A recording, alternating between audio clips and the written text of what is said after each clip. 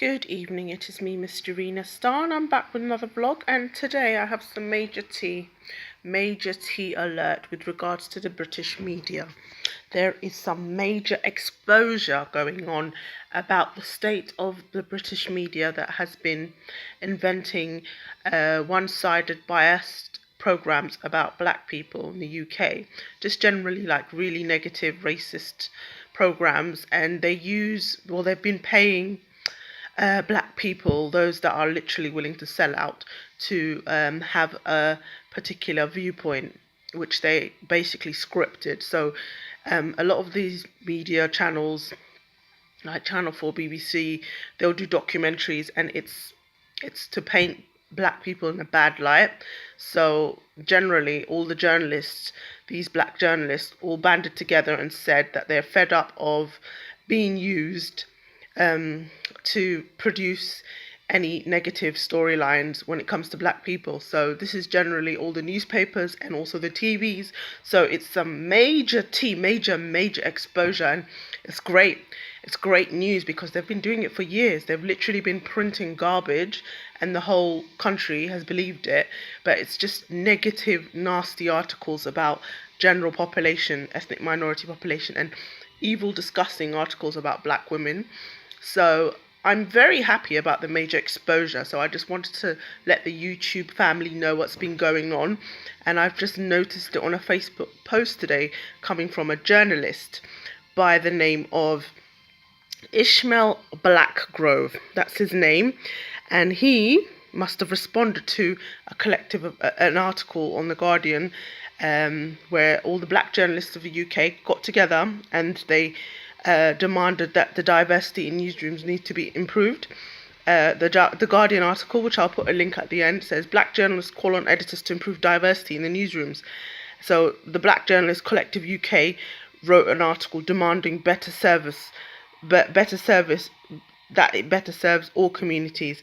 Because lately, like, the media is just, well, not even lately, for years, they've just been portraying negative, nasty propaganda, like, regularly. And a journalist by the name of Ishmael Blackgrove, his post just literally popped up on my Facebook feed, and he goes on to explain, totally consistent with my experiences at both Channel 4 and BBC, my production company, Rice and Peas Films, I love that name, Rice and Peas Films, was commissioned by Yasmin Anwar of Channel 4 in a joint production with SW9 Films to produce a documentary on the murder of Victoria Climby. Now, those who don't know, but Victoria Climby was a child that was badly neglected. This was years ago. A black girl, she was killed by her, I don't even know if it was her aunt and her stepfather, and it's just so sad. But anyway, this man said that they wanted to make a documentary on Victoria Climby, and he said Channel 4 made it clear that the story was to demonstrate how black churches were complicit in the abuse of children. So they already had an angle for that story, which was to paint the black church as allowing murder to happen. So this black guy, he was a journalist, and they told him, oh, can you investigate, because you're a black man, you're working for Channel 4, you're one of the few black people, you're going to get paid for it.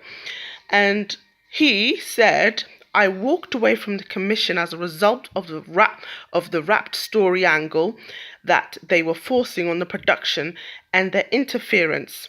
They later found another blackface to tell the corrupted story angle. While working on Dispatch's Channel 4 Gang Wars, this was in 2003, a programme about gangs in Britain, I voiced my objections as all the gangs I was sent to interview were black. Surprise, surprise. I threatened to abandon the production unless white gangs were found, and as a result was labelled difficult and never worked for Channel 4 again. Can you imagine? This is the Channel 4, the diverse channel, so-called diverse Channel 4. They did a documentary called Gang Wars, and they literally only showed black teenagers in gangs, when that's not the case. In my local area, it's actually white teenagers that are literally causing all the selling drugs, rob people's houses and don't get charged. So again, that's false. the media obviously doesn't show any white criminals at all. They only show the black ones. So yeah, he said as a journalist that he walked away because when he tried to interview, he was only sent like young teenage black boys to interview and not other, white gang members. So he said he never worked for Channel 4 again. And then he later wrote on a paragraph, what these journalists are doing is extremely important in regards to making a stand from within these mainstream broadcasters. We started a similar group about 16 or 17 years ago with BBC staff like Salim Salam, Jeffrey Morris and others, but it did not gain traction. The mainstream broadcasters must be held to account. So he's talking about the article that The Guardian, which featured Raheem Sterling kicking a ball and how they all banded together and said we must improve diversity. Now, if you go onto the comments, I'm seeing like lots of comments saying, well said. And Richard's, well, this is a guy from Facebook. He said, still institutional and the arts so-called public organisation. Glass ceilings abound. Quota, token lip service. All image, no substance. Tick the boxes for PR. Little progress in my experience. Same old cozy club. Keep the power and the money. And woe betide you if you rock the boat. So everybody was just like commenting. I just found it really interesting. And yeah, so another one wrote a comment saying, that's so sad about the coverage of Victoria Klimbay's story. The failings by a system that was meant to protect caused legislation to change.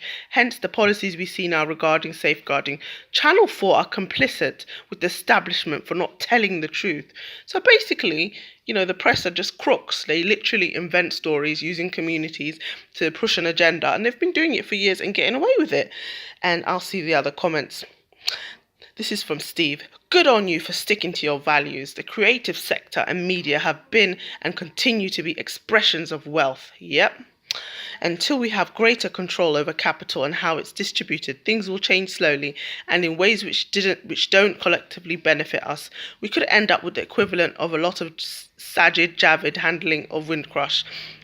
Now, if anyone doesn't know, Sajid Javid is the guy that's like in charge of the Windrush things, the Windrush problem, and he's just doing a really rubbish job and not caring. He's a token minority with not much power.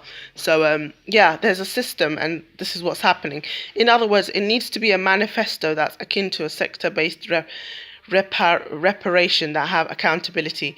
This way we can control our narrative, the platforms to distribute and influence, and the type of people working in institutions, because enough of us are gatekeepers. Now, another person commented saying, interesting how they managed to find another blackface to tell the corrupted story angle. What's to stop them from filling up the newsroom with these kind of black stooges? Obviously, I can give you a name of one who gets regular work by being a black stooge, and that's Trevor Phillips. He's the rent-a-gob black man who insults the black community, and they love him. They absolutely love him. Like, that's his job, is to insult his community, and how Britain is not racist. That's what he keeps saying. That he gets paid for saying that, and basically he's their cover that the media is not racist, but it is. And then everybody else replied as saying, this is from Ishmael. They're inundated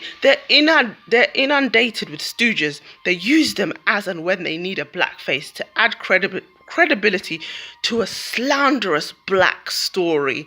Besides, the most of them are out of work.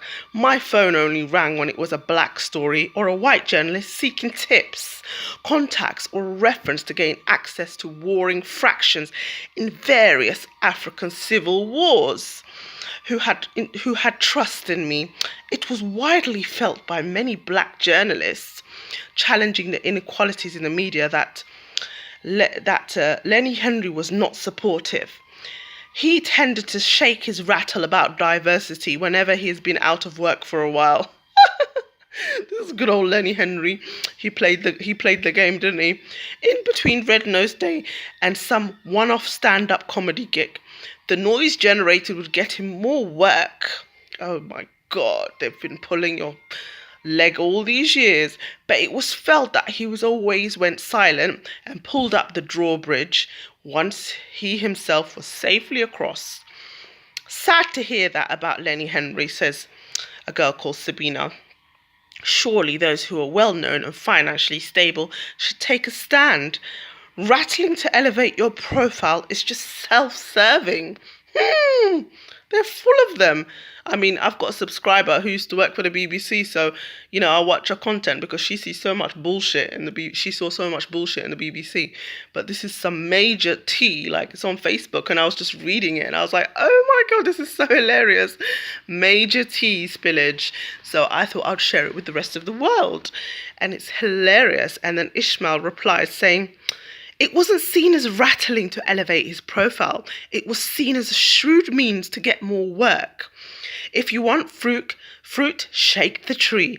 At the time, he was certainly not lending his weight to any groups fighting for diversity or attending such meetings, but he always seemed to be the one reaping the benefits, or who the media and the industry would go for to comment. So he'd just get work to comment about diversity. Basically, Lenny Henry was the safe face. In their own blind ignorance, they saw their own safe, acceptable black face of television as the legitimate black voice of dissent. Good old Lenny Henry. He's non-threatening. They know what he's going to say. So he was the, we need more black faces gob to basically to get interviewed, and he gets paid for it. So this is some major, major tea, and it's great because these media companies have been irritating me. The amount of bullshit they've been putting out, the amount of rubbish they've been writing on the press, okay? They just think that they can sit behind a desk and chat complete rubbish, and they can go and sit next to you on the train and pretend they have the shield of anonymity. And the saddest part is they even think they can tweet it out. Before Twitter was that big, they would tweet their rubbish, but then they would face all the backlash of all the black people on Twitter. Lately, they've been quiet about Twitter, but behind closed doors in their offices, they're free to write as much rubbish and shit as possible. And their production companies are also producing so much rubbish and shit about minorities, and they're completely free to make up and invent stories, as we see by these comments. Now I'm just going to go back to his original post because this is some major tea. Let's have a look. Someone by the name of Eric said, I've noticed the BBC doesn't sensationalise material like the American media. I'm not sure if relevant, but always notice this. Sometimes they don't even report bad news. Quite unbelievable. Maybe they don't want any repercussion, but they should deal with issue at the root of. And then I've got another comment from someone called Amma. All around the world is a continued cycle of begging for inclusion, which has not worked for the generation. When do we come to the point of just recognizing that we have to build our own places, spaces and institutions that serve our interests in the same way they have? These places were never built for us, nor diversity. Yeah, she's got a point. But then what did he say? Ishmael says, if non-white people see a future for themselves and their children in these societies, then they have to challenge and rectify the institutional practices and wrongdoings of these centres of power, as well as constructing new vehicles and institutions that will deliver balanced, fair and honest representation.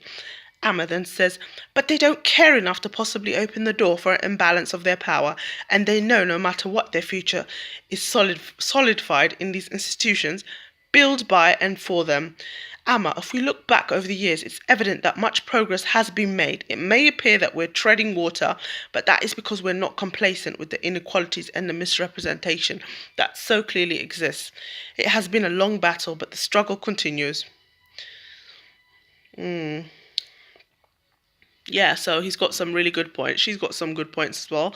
She's obviously younger and just, fed up of what's going on. And another one by the name of Magnus. It's a very sad state of affairs. I listen to endless pieces by politicians and journalists on radio and television about the Sterling incident. Now, if anyone wants to go back to my old videos, you can watch about what happened with Sterling, who's a famous black footballer. So yeah, you can go and click on it. But yeah, he's talking about it.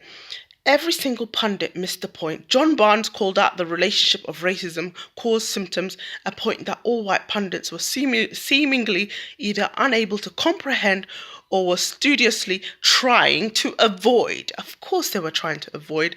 Like I said, it's just a game. It's a little game of chess which they play where they feel like they can discuss about what's going on. They think that by discussing about it, they've done their bit in trying to help it, but really they haven't. They're just discussing about it and making things prolonged and not doing nothing about it. So yeah, Magnus has a point.